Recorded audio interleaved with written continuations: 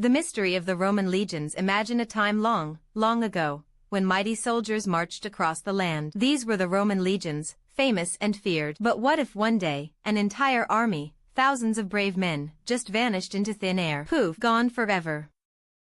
That's exactly what happened, and it's a mystery that still gives us goosebumps today. Our story begins in a place far from Rome, in a land called Germania. It was a wild, green place with thick forests and strong rivers. The year was 9 AD. 3 full Roman legions, led by a smart general named Publius Quinctilius Varus, were deep in these woods. Think of 3 giant groups of soldiers, each with thousands of men, their shiny armor glinting in the sunlight. They were very proud and very sure of themselves. General Varus was a good leader, but he didn't know the dark secrets of the German forest. He thought the local tribes were tamed, like friendly puppies. He was wrong. Deep in the shadows, a cunning German chief named Arminius was watching. Arminius had actually served in the Roman army, so he knew their ways. He knew their strengths, but more importantly, he knew their weaknesses. He was like a wolf disguised as a sheep. The weather began to change.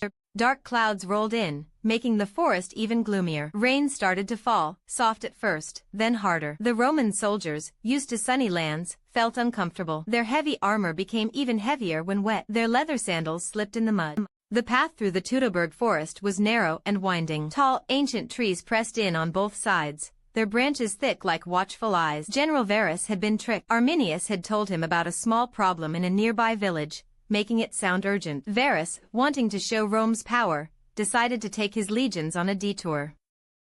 This was Arminius's trap. Every step the Romans took deeper into the forest was another step closer to danger. The air grew heavy, not just with rain, but with a strange, quiet feeling. Even the birds seemed to stop singing. The Roman soldiers, usually so orderly, started to get messy. Their long line, stretching for miles, broke up. Some carts got stuck in the mud. Men complained quietly, their voices muffled by the steady drumming of the rain on their helmets. They couldn't see far ahead or behind because of the thick trees and the pouring rain. They felt alone, even with thousands of comrades around them. Suddenly, a chilling scream pierced the air. It wasn't the scream of a Roman. Then another, and another. From every side, out of the deep, dark woods, fierce German warriors burst forth. They moved like ghosts, silent until they attacked. They wore animal skins, their faces painted, carrying sharp spears and axes. Their war cries were terrifying, echoing through the wet trees. Chaos erupted. The Romans, caught totally by surprise, tried to form their famous battle lines, but the narrow path and the slippery mud made it impossible. The trees were too close. They couldn't move together like they usually did. It was a nightmare. Arrows rained down from unseen enemies hiding in the canopy above. Spears flew from the bushes. General Varus shouted orders, his voice raw. He tried to rally his men, but panic spread like wildfire. The Germans knew every trick of this forest. They would attack, then melt back into the trees, only to appear somewhere else. They fought differently from the Romans. The Romans liked big, open battles where their shields and formations were strong. Here, in the dense woods, their strengths became weaknesses. Days turned into a bloody blur. The rain never stopped. The forest floor became a muddy, gory mess. Roman soldiers, tired and hungry, fought bravely, but they were being picked off one by one. Their shiny armor, once a sign of pride, became a heavy burden, slowing them down. Their swords, usually so deadly, felt clumsy in the tight spaces. Many Roman soldiers fell. Their cries of pain were drowned out by the thunder and the clash of metal.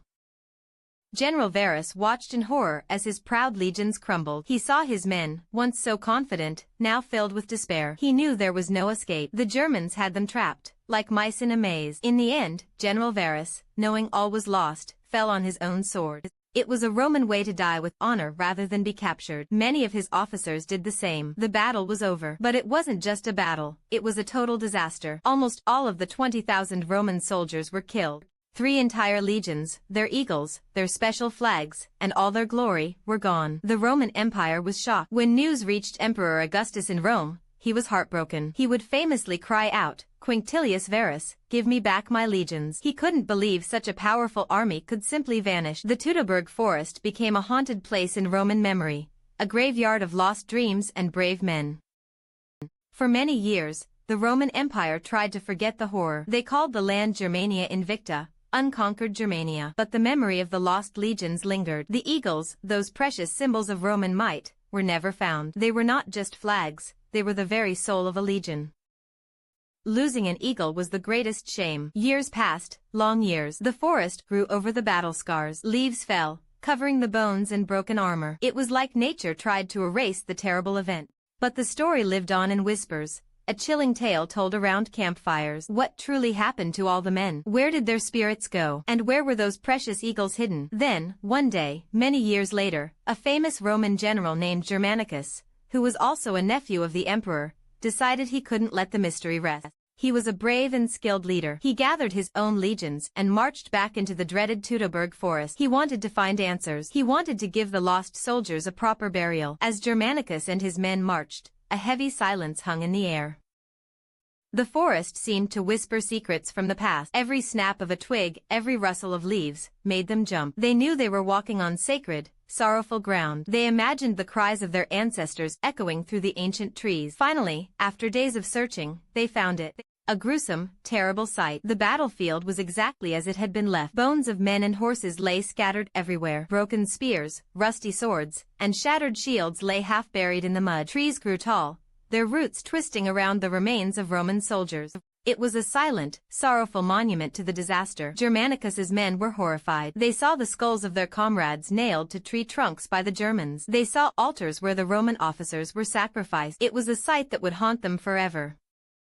They carefully gathered the bones, giving them a proper burial, a final rest. They built a mound of earth, a simple tomb for the brave, lost soldiers. But even after this somber task, the greatest mystery remained. The eagle. The sacred symbols of the legions. Germanicus searched and searched. His men combed every inch of the forest. They found many things, coins, broken armor pieces, even a general's belt buckle. But no eagles, not one. It was as if they had truly vanished. Germanicus fought fiercely against the German tribes in the years that followed. He was a skilled warrior, and he won many battles, avenging some of the Roman losses. And slowly, one by one, he managed to recover 2 of the 3 lost eagles. It was a huge triumph, celebrated loudly in Rome. But still, one eagle was missing. The eagle of the 19th Legion. Where did it go? Who had it? Did it fall into a deep river? Was it buried by the Germans as a war prize? Did it get hidden away in a secret place, never to be found? This final missing eagle became the ultimate enigma. It represented the ultimate loss, the enduring question mark over the Teutoburg forest.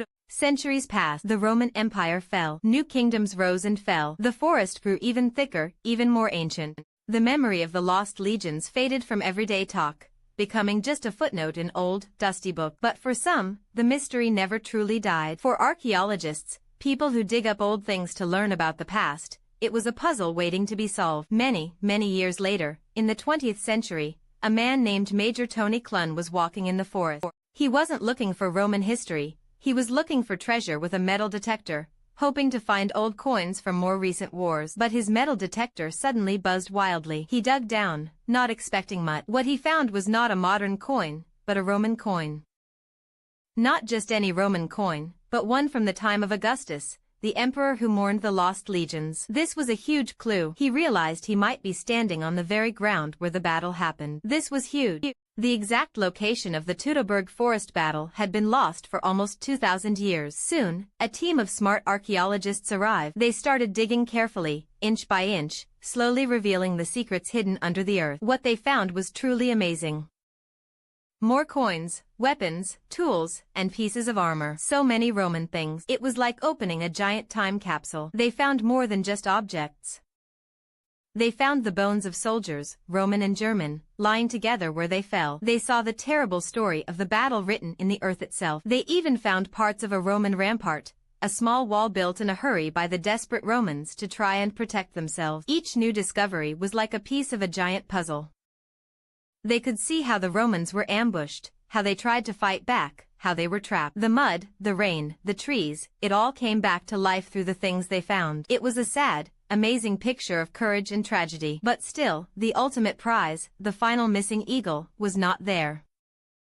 The archaeologists searched every pit, every corner. They found so much, but not the golden bird that symbolized a lost legion. It was frustrating. It felt like the forest was still holding on to its deepest secrets. Some people wondered if the eagle was just a story. Maybe it was never really lost, or maybe it was just a regular flag. But no, the eagles were real, powerful symbols. They were crafted from precious metals, usually gold, and carried with immense pride. To lose one was the ultimate disgrace. To recover one, the ultimate honor. The mystery deepened. If 2 eagles were recovered, and the battle site was found, why couldn't they find the third? Was it hidden so well that even after 2 millennia, no one could reach it? Or was it moved, taken far away by the Germans as a trophy, and then lost to time in a completely different place? Imagine a German warrior, after the battle, looking at the shiny golden eagle. He knows it's important. He doesn't want it to be found by the Romans. Maybe he takes it deep into his own village, hiding it in a sacred cave. Or maybe he buries it in a bog, a wet, marshy area,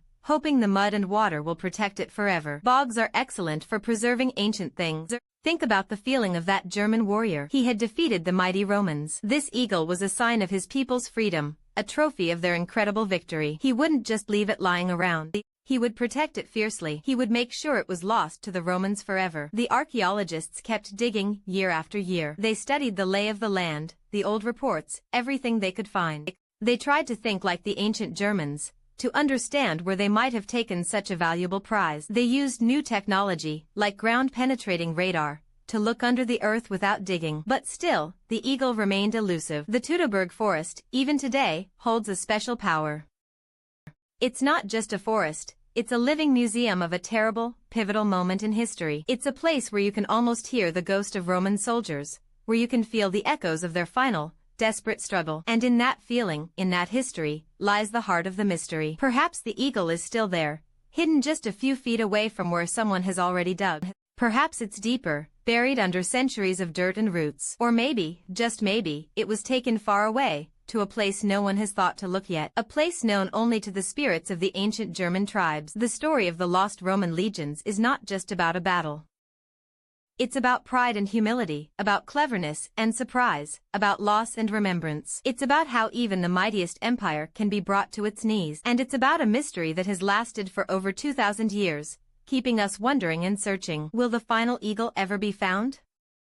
Will its golden gleam ever again see the light of day, revealing the last secret of the Teutoburg forest? Or will it remain forever a legend, a whispers in the rustling leaves, a ghost of a golden bird, forever lost in the green, wild heart of Germania? The forest keeps its secrets close, reminding us that some mysteries are so deep, so ancient, they may never truly be solved. And that, in itself, is a powerful story.